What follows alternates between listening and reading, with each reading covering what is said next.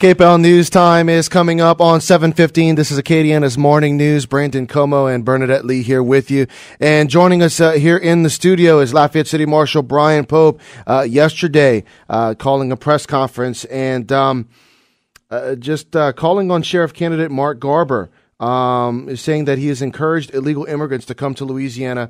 We're going to talk with him a little bit about that. And again, Lafayette City Marshal Brian Pope joining us right now. Sir, good morning. Thank you, Bernie and Brandon, for having me this morning. Thank you for coming in. All right, so, boy, we have tons of questions. Yeah. All right.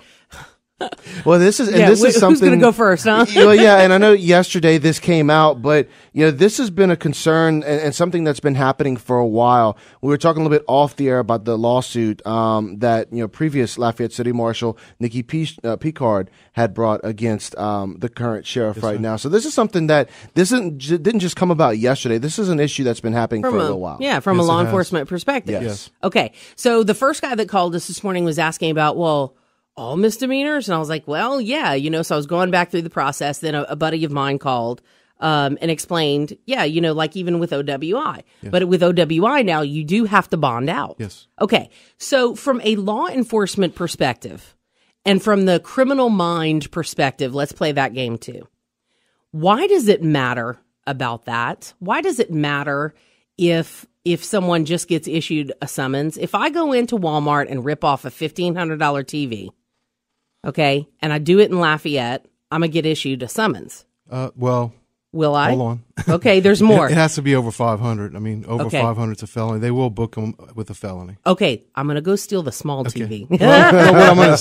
I'm just going to put it in perspective. No, I like it. I like that. Okay. It has to be under 500. 500 or under is a misdemeanor. Mm-hmm. What's happening is, and what it affects if you ever watch our TV show Holding Accountable, the people that we show on there, it's an influx of shoplifting.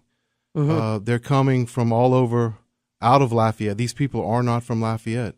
If you're going to rip something off, rip it off in Lafayette. And it's a pattern. Because you get a summons. Predominantly at the Walmarts. Okay. Especially on the north side. They're coming from Brobridge, Opelousas, places where they have Walmarts. Mm-hmm. But if they come here, they're issued a summons, which is in lieu of arrest, of course, which a lot of times it's hard to track these people because when they get issued the summons, sometimes they don't have an ID, so they're just telling people stuff.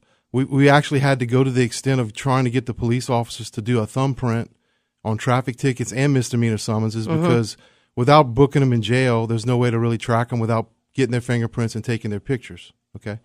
So this is what's happening. So these people are coming to Lafayette knowing that they're not going to jail. Okay. When you take the fear of not going to jail for criminal activity, then law enforcement's lost its edge. I mean, there's really not much we can do. I think people need to think down the line about that. Yeah, because, I'm sorry, if I am a criminal, I'm going to come to Lafayette to rip something And that's off. what's going on. I mean, I can prove it. And we're thinking about the big Walmarts here, but what about the mom and pops, too? Yes, exactly. Maybe I'm not just talking about Walmart. I mean, right, it's absolutely. all over the place. I mean, that's the thing. So the person who is impacted is not just you. It's not just maybe the mom and pop business owner or the big corporation, but it's the people who also pay the prices for the goods.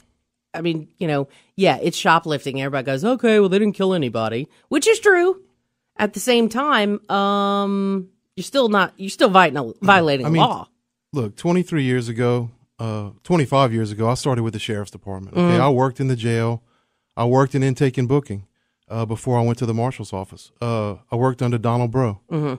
Okay, they booked everybody. It wasn't a problem back then. Yeah, was the jail full back then? Yes, it was. But there was always that ability for people to make arrangements, bond out. It never was a problem, and I don't understand why it's a problem now. You know what I'm saying? It's not. Okay. It's hard for me to understand. Fair enough, but Rob Reardon has said in the past multiple times that they've got overcrowding issues, so why not do it this way? But even if you book them in, they're not making them bond out. They're letting them go anyway. They're going to let them go anyway.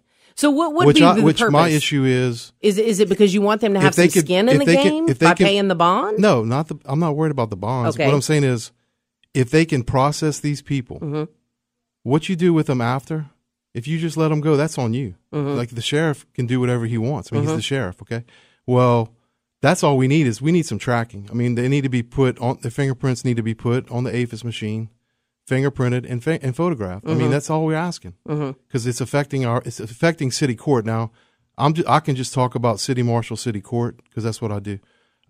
District court, I'm sure it's compounded more than that, because you got Broussard, Youngsville, Dusson, all these small municipalities that have to do the same thing. Okay, so now you have the whole parish has to do this. Okay, so what do you think the impact is like to our community and to local people? Bring it down to kind of that level. And does it make the job of law enforcement more difficult? Yes. Okay. Like I said, on our end, it is, because we have this TV show everybody knows about, Holding Accountable.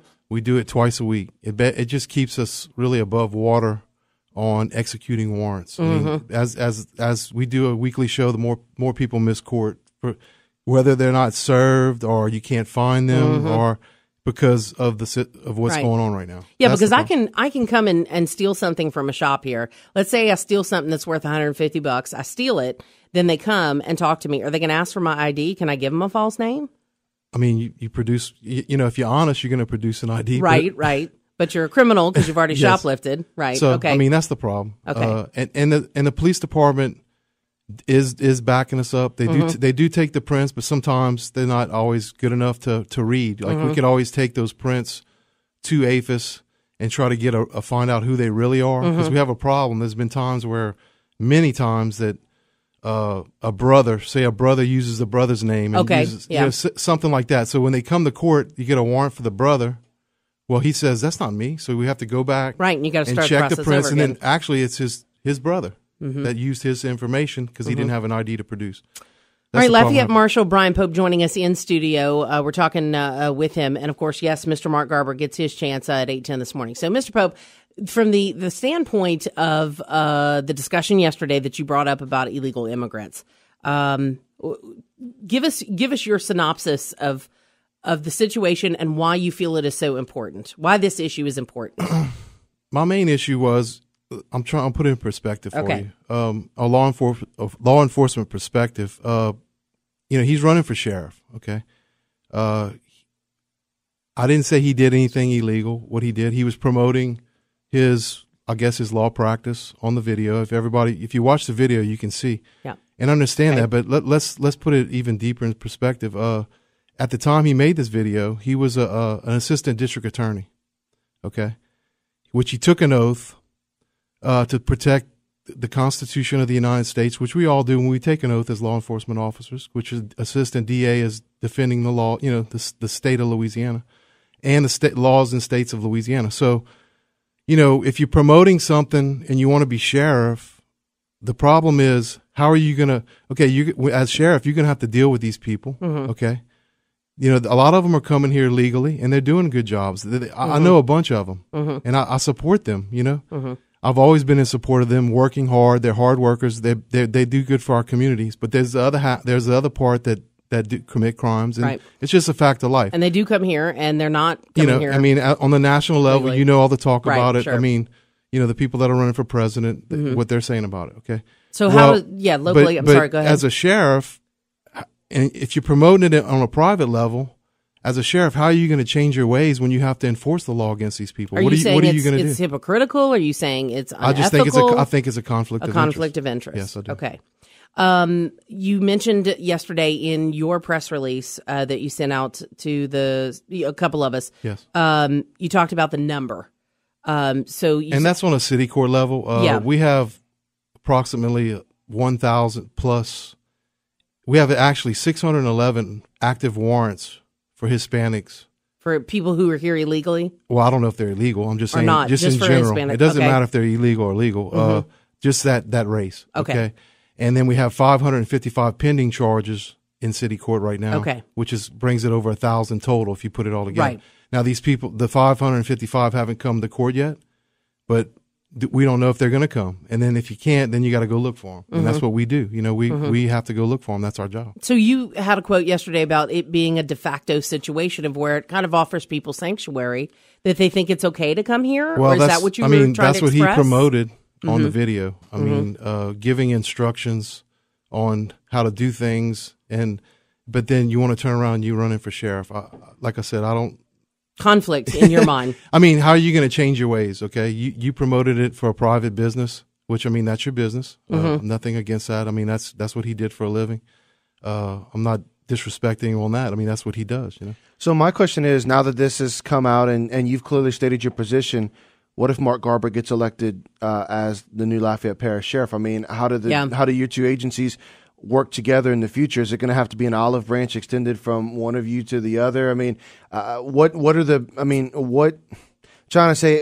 benefits of working together as the two agencies as opposed to being, on opposing sides? That's a good question. We're going to have to work on it. He has whoever gets elected sheriff, whoever it may be, they have a lot of work ahead of them. There's been a lot of things created within that sheriff's department to date that, like I said, it's going to be hard. There's a lot of issues. The jail, pay raises. I mean, there's a lot of things that's going to have to be worked on. I can work with anybody that's elected sheriff. I mean, I'm here to work with anybody. I will help them. Right. Because I'm not against him. Right, I'm just saying the issue. Yeah, because the people have elected you, yes. and you have to work with whoever the people elect, that's right? Fine. Yes, because that's your that's your gig. Yes. Right. Okay. And look, law enforcement needs to work together. If there's any point in time today, with the climate of the country right now, just overall, if law enforcement doesn't work together now, we're in a bad situation. Okay. One final question, then we've getting to where we have to wrap it up because we can't miss our news at 7:30. What was it about now bringing this issue to light for residents to look at and examine for their own decision-making process? The video was sent to me by other law enforcement people that were concerned, and when I watched it, I felt that it was, something had to be said. I mean, it's out there. Like I said, I think it's an issue. Some people call me a liar. I'm not lying. I didn't make the video. He did. I don't think I need to be in here defending myself. I mean, all I did was put it out there so people could see, and they can make their own determination of what they think about it. The calls I got yesterday were mad. They couldn't believe that he had done that. So other people might say I might be wrong, but I'm not a liar. I didn't lie about anything. I mean, it's there. I mean, right. I didn't make the video. Like I said, he did. His law partner made another video similar to that he worked with on these cases. It's in Spanish, and I can look it up real quick. And it is on our KPEL website at kpel965.com. Yeah, and I don't know who he is, but he said, something to the effect that it doesn't matter if they're legal or illegal; it makes no difference. Okay, so so it was in reference to what do you do if you get hurt in your work? Yeah, so they were promoting it, and like I said, I'm not against any Hispanic or any other race coming into the country as long as they come in legally. I mean, like I said, they're all hardworking people, and they do good jobs here, and it's nothing against them. I mean, I just think it's an issue that he's promoting it, and then he wants to be sheriff because, like I said, in the end, as the sheriff, you're the chief law enforcement officer of the parish, okay? You have to enforce the law. So you're going to have to enforce the law on these people.